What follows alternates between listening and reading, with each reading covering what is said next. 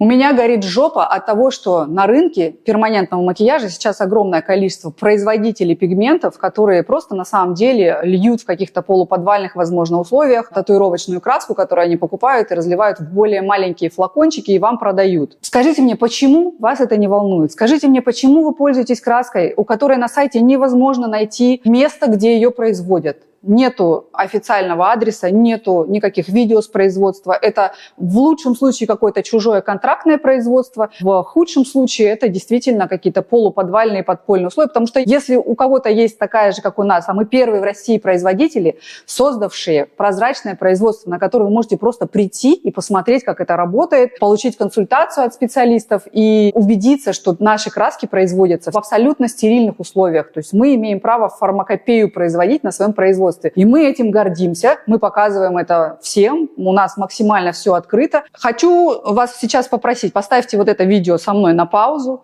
и если вы не работаете нашим пигментом, пойдите на сайт этого производителя и найдите видео с производства, где они показывают, рассказывают, как это происходит, и это не просто какие-то пара фоточек, а это прям вот, когда вы поверите. И напишите в комментариях к этому видео, что вот, например, я работаю эталоном, и у них есть видео с производства. Если есть возможность, пришлите ссылку, чтобы я проверила, потому что мы искали и нифига не нашли. И у меня вопрос к вам. Если вы этого не найдете, напишите им вопрос. Скажите, а почему? Покажите, как это производится, как производятся мои любимые пигменты. Я хочу быть уверенным, что мой клиент не получит инфекцию. Я хочу быть уверен, что мой клиент получит один и тот же цвет, который мне нужен, потому что пигмент проверяется на спектрофотометре от партии к партии, и я как мастер хочу быть уверен, что я получу именно тот цвет, который заказывал. И вот эти все нюансы мы предоставляем, мы показываем, мы открыты, мы потратили на это много времени и огромное количество денег. Честно говоря, у меня горит жопа, почему вы продолжаете работать красками, которые не знамо кто, не знамо где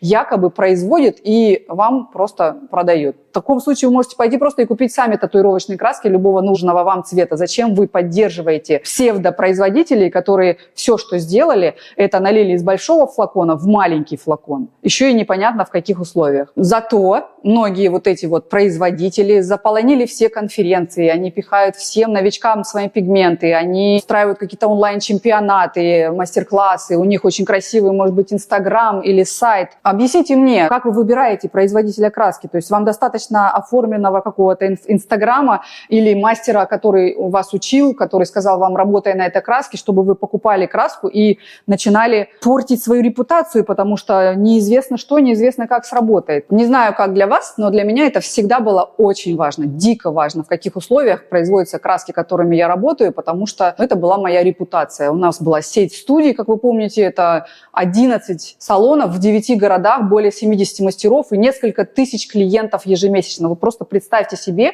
какие имиджевые риски я бы понесла, если бы работала незнамо чем. Именно поэтому мы создали свою лабораторию, у нас в штате химик, технологи, мы очень открыты, все это показываем. И именно поэтому, когда мне как медийному мастеру присылают какие-то иглы или машинки, которыми я должна поработать, а у меня их, поверьте, склад, я сначала лезу и смотрю на сайте производителя, это настоящие машинки или какой-то производитель купил китайские машинки, а вы знаете, что от 5 штук китайцы забрендуют вообще все, что вы купите. Лазер это может быть, или машинка, или карандаш, им все равно вообще. Они забрендуют, ляпнуть имя, это вообще не сложно. И я бы не хотела быть человеком, который пользуется каким-то китайским ноунеймом, на котором зарабатывают псевдопроизводители, которые просто заказали в Китае машинку, шлепнули свое имя, и мне ее прислали, чтобы я говорила, какая она чудесная. Поэтому первое, что я делаю, это лезу и смотрю на производство. Мне нужно, чтобы это был по-настоящему серьезный завод, который производит оборудование уже много лет,